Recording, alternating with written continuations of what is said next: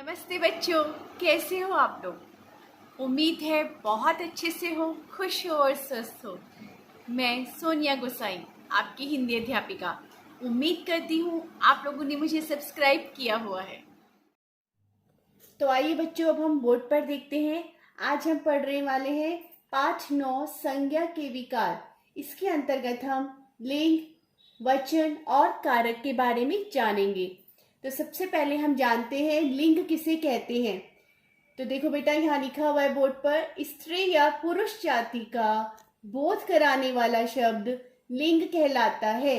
यानी कि जिन शब्दों के द्वारा हमें पता चलता है कि वो स्त्री जाति का है या पुरुष जाति का है, उसे हम लिंग कहते हैं। ठीक है बेटा, सभी संज्ञा शब्द या तो स्त्रीलिंग होते हैं या पुल्लिंग होते हैं, जैसे गायक, गायिका। ठीक है बेटा, इसके बाद देखते हैं हम लिंग के दो भेद होते हैं, स्त्रीलिंग और पुल्लिंग। स्त्रीलिंग किसे कहते हैं? जो शब्द स्त्री जाति का बोध कराते हैं वे स्त्रीलिंग कहलाते हैं, जैसे लड़की या फिर गिलहरी, ये स्त्री जाति के शब्द है। अगला है पुल्लिंग। जो शब्द पुरुष जाति का बोध कराते हैं वे पुल्लिंग कहलाते हैं। इसके अंतर्गत आप उदाहरण में कह सकते हो लड़का, घोड़ा आदि। ठीक है बेटा, अब कुछ ऐसे शब्द होते हैं जो नित्य स्त्रीलिंग और नित्य पुल्लिंग में आते हैं। नित्य स्त्रीलिंग में देखिए बेटा, तितली, गिलहरी, मैना आदि। तितली हमेशा क्या होती है? बैठती है, उड़ती है ना। गिलहरी भी हमेशा भागती है, बैठती है। तो ये स्त्रीलिंग जाति का बोध कराते हैं, ये हमेशा स्त्रीलिंग में ही काउंट होते हैं बेटा। नित्य पुल्लिंग जो शब्द है, चीता, तोता, मच्छर आदि, इनके लिए आप कह सकते हो कि चीता तेज भागता है। हम कभी नहीं कहते कि चीता तेज भागती है ना। तोता बैठता है, तोता उड़ता है, तोता खाता है, तोता खाती है, हम कभी भी नहीं बोलते। तो ये नित्य पुल्लिंग शब्द हैं। अब हम कुछ नियम देखते हैं बेटा, पुल्लिंग से स्त्रीलिंग बनाने की नियम। आ प्रत्यय लगाकर सदस्य, तो हमने क्या बनाया? सदस्या। ई प्रत्यय लगाया तो हमने देव का देवी बना दिया। इया प्रत्यय लगाकर चूहा, चूहिया। और मति और वति प्रत्यय लगाया हमने तो बुद्धिमान का बुद्धिमती और भाग्यवान का भाग्यवती। इसके अलावा और भी बहुत से नियम है बेटा, आप अपनी पुस्तक में देखेंगे तो उसमें आपको पता चलेंगे, आप उसमें से देख के याद कर लीजिएगा। अब वचन देखते हैं बेटा। वचन किसे कहते हैं?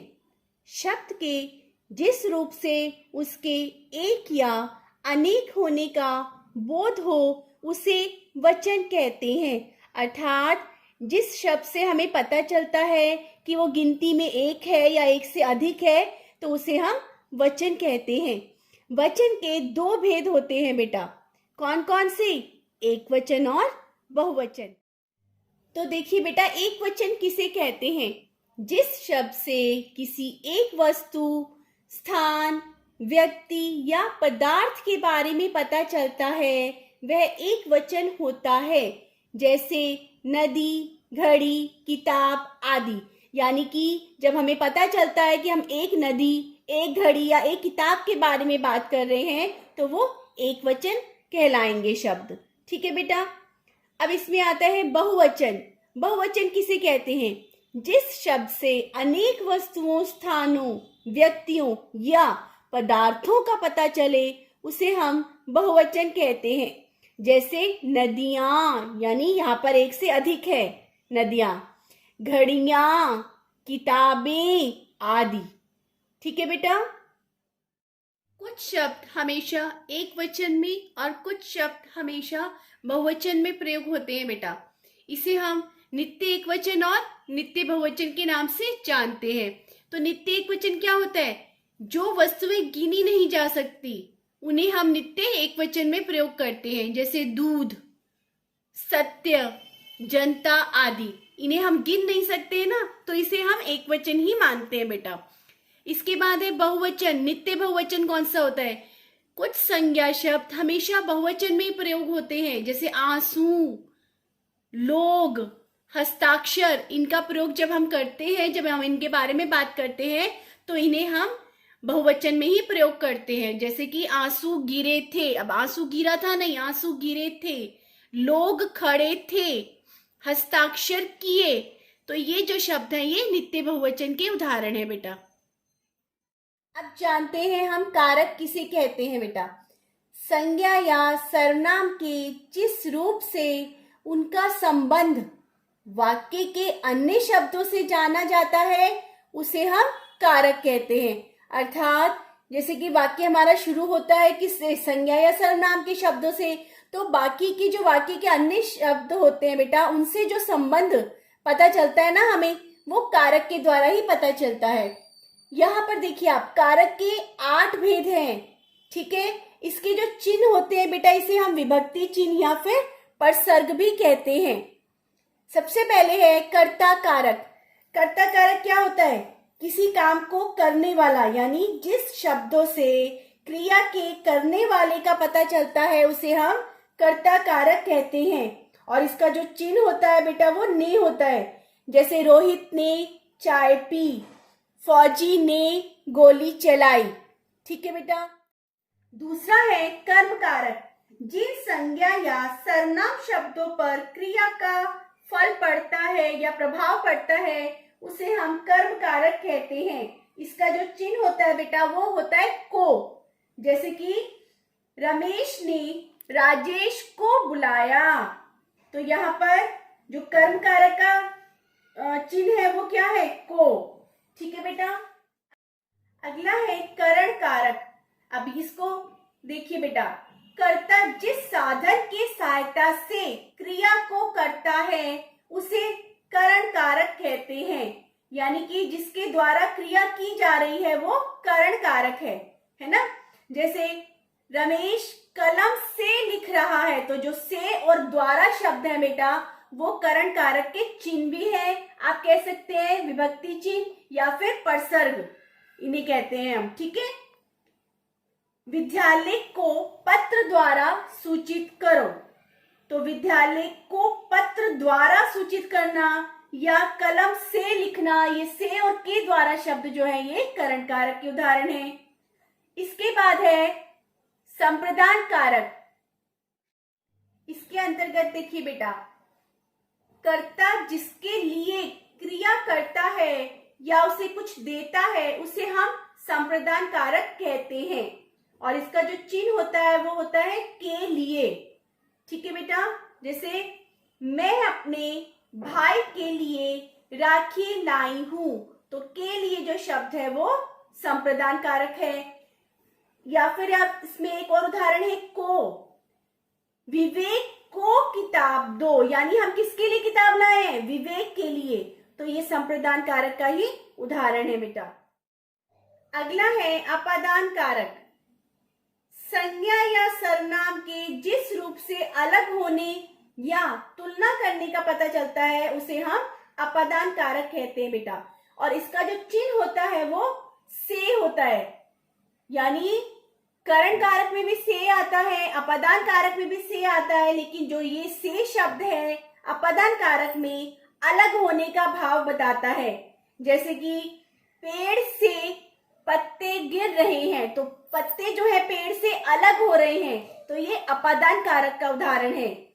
या फिर आप कह दो कि मैं गाड़ी से उतर गई, यानी हम गाड़ी से अब अलग हो गए, है ना, उतर गए ना, गाड़ी से अलग होने का भाव है, तो ये अपादान कारक का उदाहरण है, ठीक है।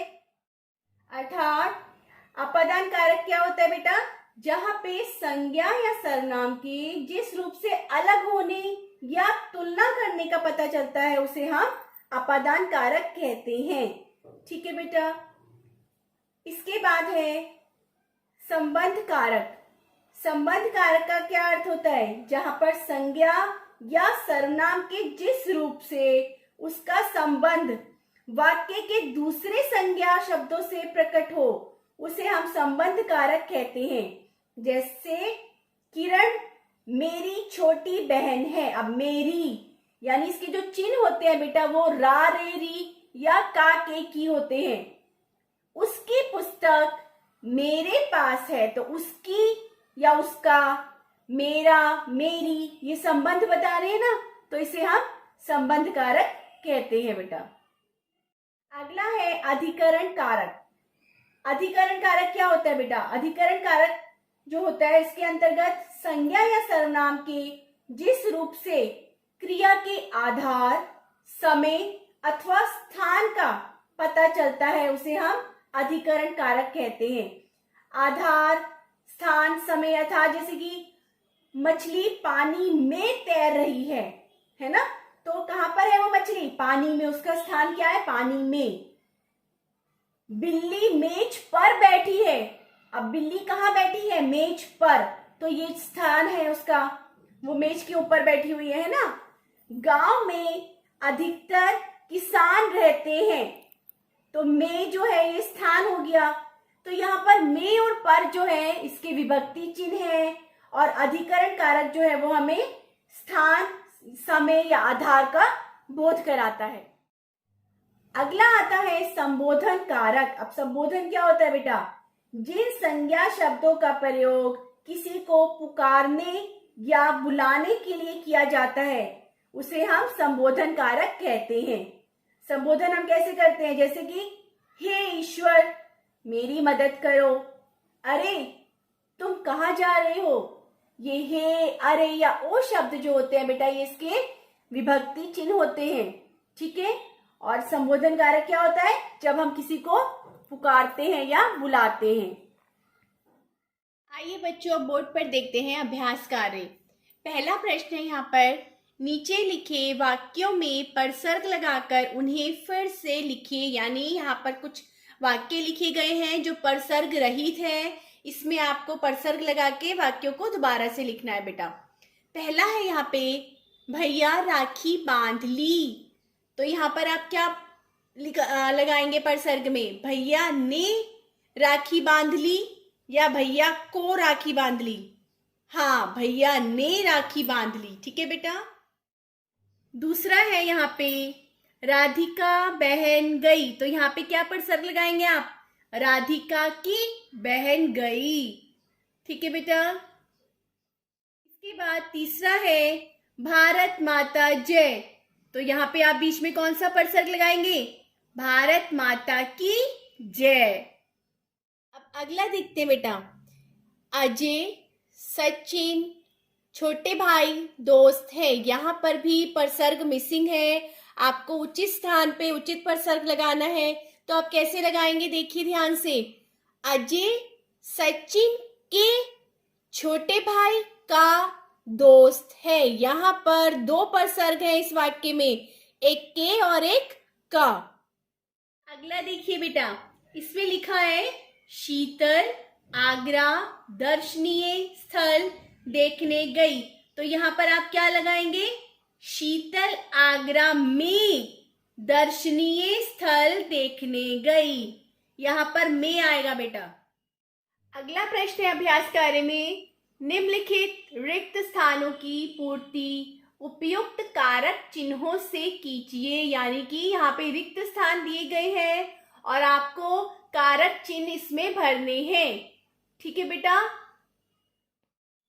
राजेश ने मोहित को कहा कि क्या वह उसके साथ बाजार तक चलेगा। तो पहले में हमने क्या भरा? राजेश ने, है ना, ने भरा। मोहित को, दूसरे में को आ गया। कहा कि क्या वह उसके साथ बाजार तक चलेगा। इसके बाद आगे देखिए, दोनों बाजार से पुस्तकें खरीद कर घर आ जाएंगे और फिर पुस्तकों को पढ़कर कल की परीक्षा की तैयारी करेंगे। तो बेटा आप इसको ध्यान से सुनिएगा और अपने आप ये जो रिक्त स्थान है उसको भर लीजिएगा, ठीक है। मैंने आपको यहाँ बता दिए है ना। तो बेटा मैं यहाँ पर आपको अब कुछ प्रश्न बता रही हूँ जो आपको अपनी कॉपी में लिखने हैं, क्योंकि अभ्यास कार्य जो है ज्यादातर आपको पता है हम पुस्तक में ही रहने देते हैं, है ना। कॉपी में हम लोग ज्यादा कुछ नहीं लिखते हैं, इसीलिए यहाँ कॉपी के लिए प्रश्न है आपका पहला, लिंग किसे कहते हैं, इसके कितने भेद हैं। तो आपको लिंग की परिभाषा बतानी है और इसके भेदों के नाम बताने हैं, स्त्रीलिंग पुल्लिंग, जो कि हम कर चुके हैं। दूसरा है वचन की परिभाषा व इसके भेदों के नाम लिखिए। तो दूसरे प्रश्न में भी आप वचन की परिभाषा बता देंगे और इसके भेदों के नाम लिख देंगे। एक वचन और बहुवचन के बारे में बता सकते हैं आप। तीसरा प्रश्न है हमारा, कारक की परिभाषा व इसके भेदों के नाम लिखिए। इस प्रश्न में भी आप कारक की परिभाषा बताएंगे, जो कि मैं आपको वीडियो में बता चुकी हूँ। उसके बाद इसके जो 8 भेद होते हैं बेटा, 8 भेदों के आप नाम लिखेंगे, ठीक है। इसके अलावा भी अगर आपको कोई दिक्कत परेशानी आती है तो आप मुझसे कमेंट बॉक्स में पूछ सकते हैं या वेबएक्स क्लास में भी पूछ सकते हैं। धन्यवाद।